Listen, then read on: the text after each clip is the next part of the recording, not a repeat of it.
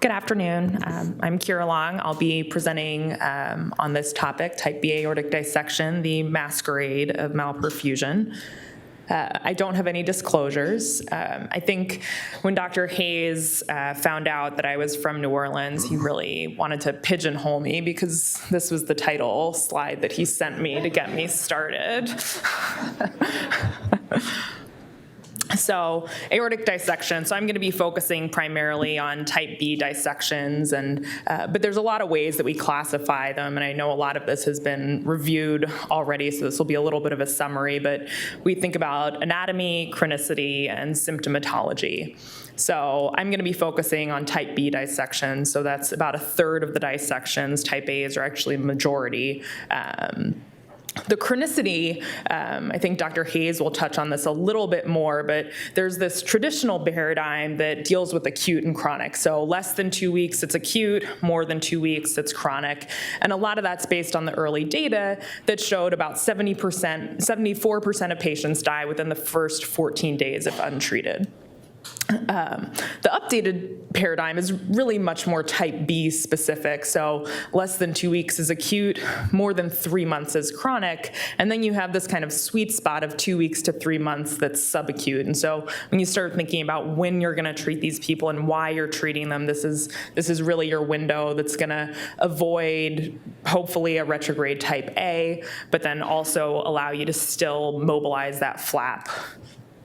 So the symptomatology, again, this very traditional paradigm of it's either uncomplicated or it's complicated. And so what gets you into each category? If you have pain and hypertension, and that's it, you're uncomplicated. You're a type B, we're going to treat you with IV blood pressure control, pain control, and get you home.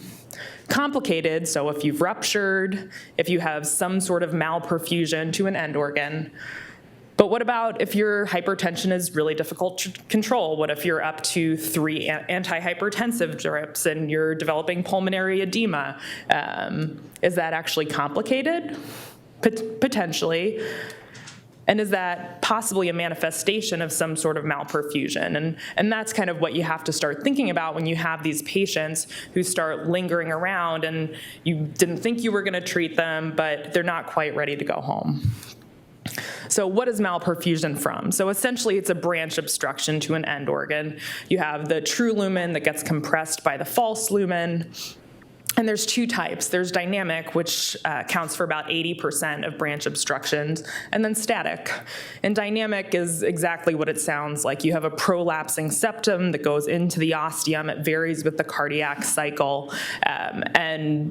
And there's kind of two parts of it. So part of it is your branch is getting intermittently obstructed by this moving dynamic flap, but also you're having decreased perfusion into the true lumen that this branch is coming off of.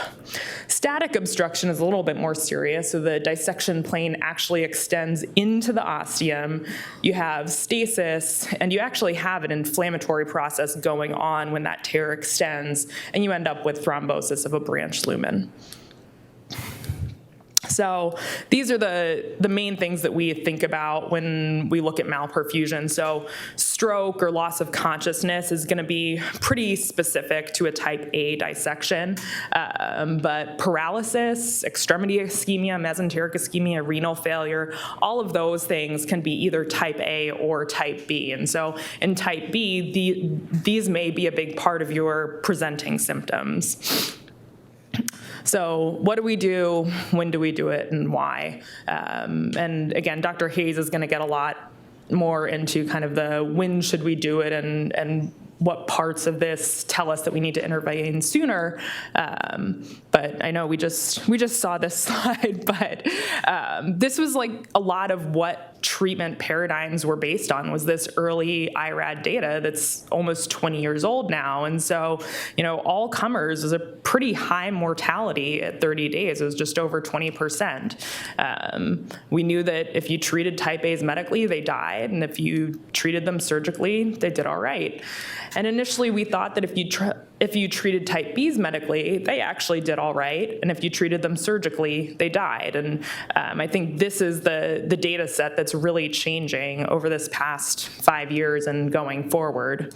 So what do we do? So if it's malperfusion, we're pretty sure it's kind of an urgent, emergent, acute, one of these presenting symptoms, or if one of those develops over that first 2 weeks plus, then it's a subacute.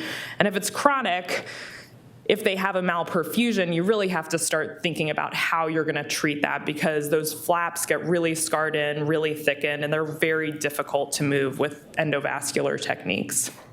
So we just went over these a little bit, but your cross-sectional imaging is, of course, going to be your mainstay. But when you start talking about malperfusion, especially in that, not in that initial presenting time, but in that 2 weeks that you're coming up on, you need to start thinking about other ways to diagnose it, because, does the patient have an increasing creatinine because they're malperfusing, or because you've gotten 3 CTAs in a week? So that's something to think about. And so ultrasound is a really great modality outside of that immediately acute window. And then IVUS, which is one of my favorite things. So it's intravascular ultrasound. It's a really great adjunct. It is endovascular, and it has a lot of uses. Dissection, I think, is one of the most popular. And essentially, it's a catheter with an ultrasound probe at the tip. It's got markers, so you know how far you are in, and you hook up to your transducer. And these are the kind of images you get. So you can see branches, you can see thrombus within the lumen, you can see how dynamic your flap is, and this is just a little diagram. So there's your catheter going through, and that's the image that you're getting. So I'm going to go through a couple cases of malperfusion of varying acuities and anatomies. So this was a 66-year-old woman who presented from an outside hospital, or to an outside hospital, with back pain. We got the call and she was transferred over. But along with the back pain, she had, and she was very specific about this, a loss of sensation in her right leg, followed by complete loss of motor function. So she didn't really have any pain, she just couldn't feel anything, but no loss of bowel or bladder function, and her left leg was fine. She did not have a pulse on that side, and she had gotten a CTA at the outside hospital, which they fortunately taped to her chest. And so this is the entire CTA that we got.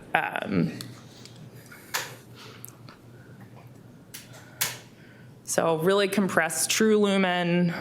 We've got dissection extending into the SMA, and then thrombosis. And there's still a little bit getting through. You can see she's got it reconstituting lower down, but it clearly wasn't enough perfusion pressure. So what do we do? Our next step with her. That's definitely an option. But we had one big question here, which is, what kind of dissection is this? Everything started kind of midway down the chest. And so the big question is, this woman who's had a cold, insensate leg for 4 hours going on at this point, do you delay with another CTA? Is it going to be fast enough, or do you go straight to the OR?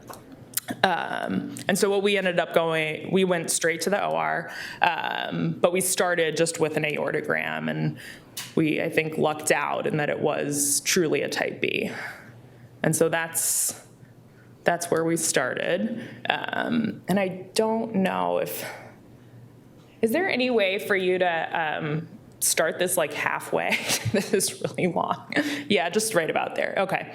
So here this is pulling back, and you can see that line right down the middle. So this is your true lumen, and this is your false lumen. You can see how dynamic and compressed it gets right here. And so this is your IVUS catheter, and we're pulling back all the way here.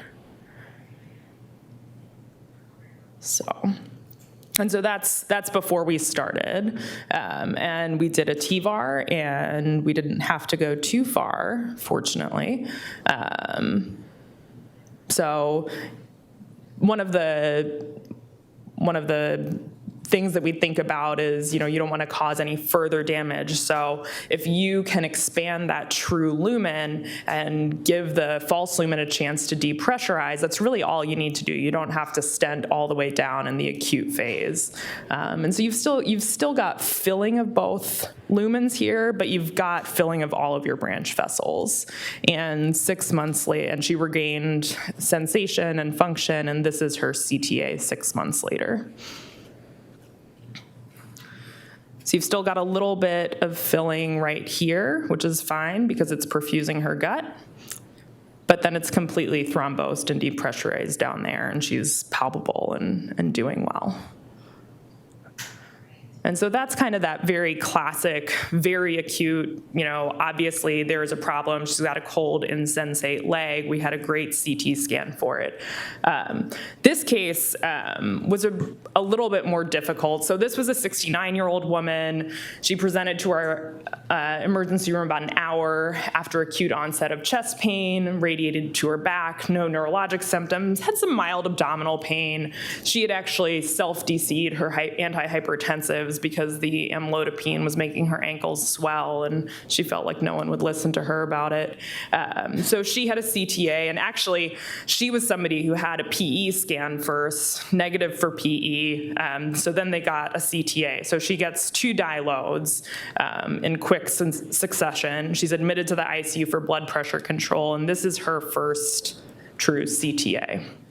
So it's a type B, but you've got almost equal filling. This is one thing you can look at is how bright both lumens are. If they're pretty equal, you've got a pretty bad problem. So you can see how compressed, oh, sorry about that. Maybe. Can you play this again? Sorry. Thanks. So she's got a tear up here. You can see this is blurry. That's a really dynamic flap. And then as you come down, you can see how compressed the true lumen is here. And she actually gives off her celiac and SMA from the true. And then here, that left renal and right renal are kind of both. And it extends into both iliacs here coming down. So this is the recon, and I think it did a really nice job of showing just how compressed this true lumen is. And this is all false coming all the way down. And here's your compressed true lumen here with your viscerals coming off your celiac and your SMA. So she gets admitted. Her blood pressure is really hard to control. She gets started on esmolol. We add cardine. She's actually becoming, short of breath because she's so volume overloaded. She had an acute shortness of breath at one point, so we re-CTA'd her, make sure she doesn't retrograde.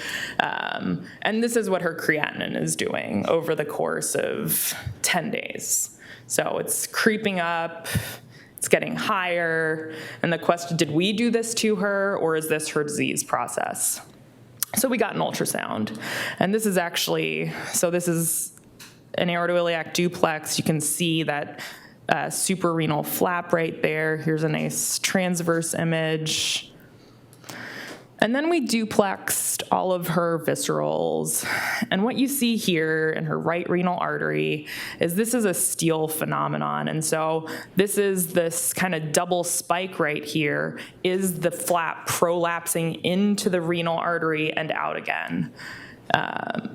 And so here's a slightly bigger picture of it. And they weren't sure if they saw a flap extending into it, but it was obviously a pretty concerning finding, and especially when you think about the fact that all of this is essentially warm ischemia time. So we decided at this point the best thing was going to be to take her for a TMAR. And unfortunately, our IVUS images didn't save, but this is our aortogram to start, and so you see that really compressed true lumen down below. And this is afterwards. And so it's still compressed down below, but this is immediately after we've put the TVAR pieces in. And so once you give the false lumen a chance to thrombose and depressurize, you actually have pretty big improvement. So that's our intervention, and this was her creatinine 10 days later. And this is her CTA about 6 months out. And so we had a really nice seal proximally. And you can see we used 2 pieces there.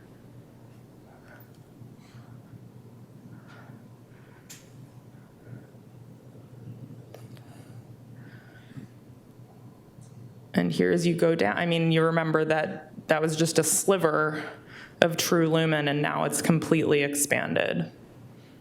And so this was a pretty nice result. Her kidneys are working.